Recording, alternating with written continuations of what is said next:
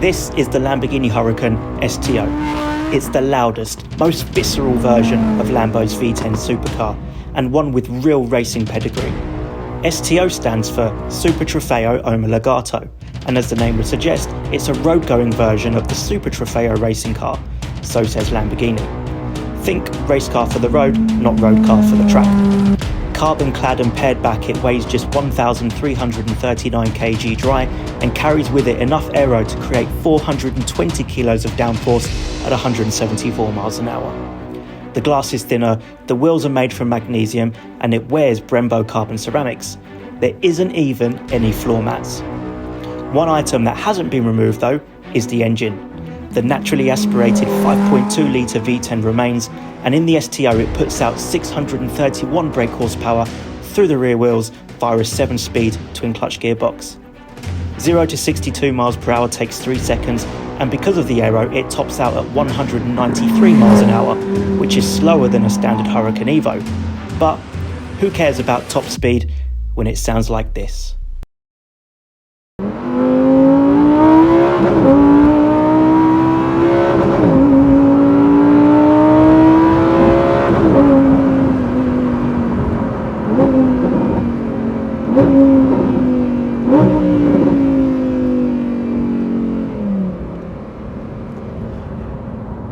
It doesn't sound much better than that, does it? 8,500 RPM, the throttle response is out of this world. You just brush the throttle and the thing picks up performance. Of course, the Huracán production's coming to an end, and with it this glorious V10 engine, and when the final one finally rolls off the production line, I'm going to be very sad, because that behind me is one of the great internal combustion engines. What a thing. And because a lot of the weight's been stripped out the car, you can hear more of it. It sounds louder than a normal Huracán. It's really quite a thing. It's so angry, this car. Over the last few years, I've spent quite a lot of time in Lamborghini Huracans. All-wheel drive, rear-wheel drive, coupe, spider. I've driven most of them. And last year I went to Sardinia for a couple of days to drive the model range, including the Starato. And one thing about Huracans, it's always been a fantastic supercar. Wonderful, wonderful V10 engine. Dynamically it's been good, much better than the Gallardo was. And it's always been amazing to look at. But in the dynamics department, compared to rivals like the McLaren 720S, it's not quite cut the mustard. However, this Huracán STO is a complete game changer. This is one hell of a supercar. So what is it about this Huracán that's different compared to the standard car in terms of driving? Well, this thing is harder, more alive, angrier, and for my money, I think faster, despite the lower top speed compared to the normal car.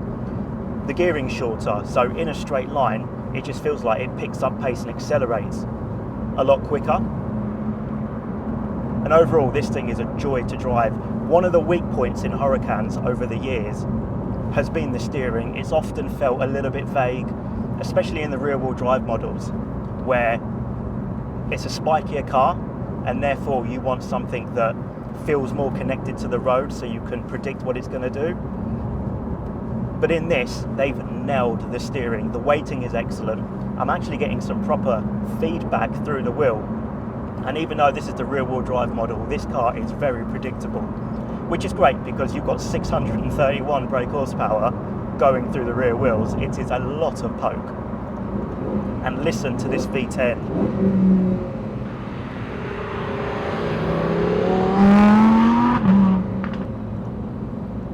And the gearbox as well, it's a 7-speed dual clutch. Again, always been one of the highlights in a Huracán. Snappy gear changes. It really is quite the thing. Despite being a track-inspired Huracán, as a road car, this thing's actually very good.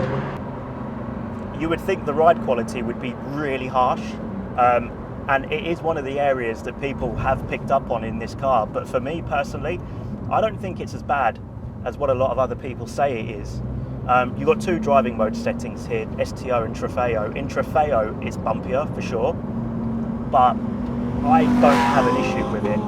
And what I would say is that obviously it's a stiff car, but on a smooth piece of road, this thing really, really flies along, and you're thankful for the rigidity, because this thing has zero body roll in the corners.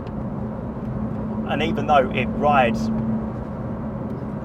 it's a tough ride at times, it doesn't actually get deflected by any of the bumps in the road. You hit a bump and the car settles really, really nicely, and the whole thing just inspires confidence in the car. I think they've nailed it here. If it was any firmer, then it might be a bit much for the road, but I think Lamborghini have struck a really nice balance here, actually. With Huracán production now coming to an end and its replacement, the new hybrid-powered Temerario, recently announced, now is an appropriate time to bid farewell to a supercar that has captivated and thrilled for an entire decade. Over the past 10 years, there have been multiple variations of the Huracán, and each of them has brought their own feel to the model range. However, the one thing that has been a constant throughout is that glorious V10 engine. It's a powertrain that has stood the test of time, while rivals have focused on downsizing, turbocharging and hybridisation. It's been a ballistic, screaming ode to internal combustion, and it will be sorely missed. The STO, with all its driver-focused hedonism, is the perfect farewell, not just to the Huracán range, but to the engine that has powered it. We won't see its like again, but at least we've been lucky enough to experience it.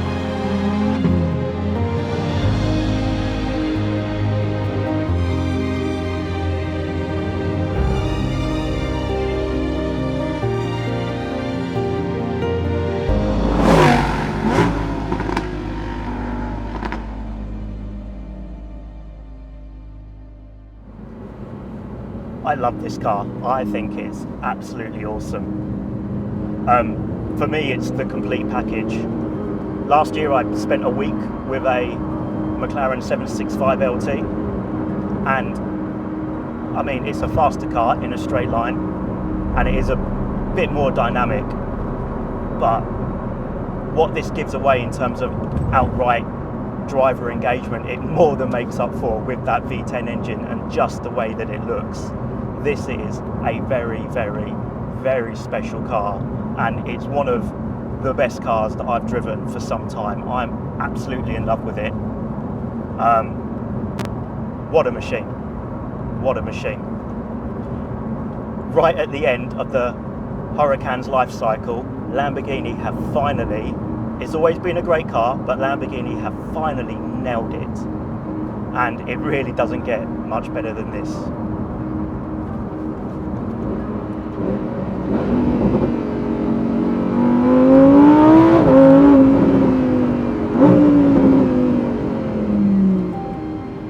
Yeah, brilliant. And that's all I have to say about that.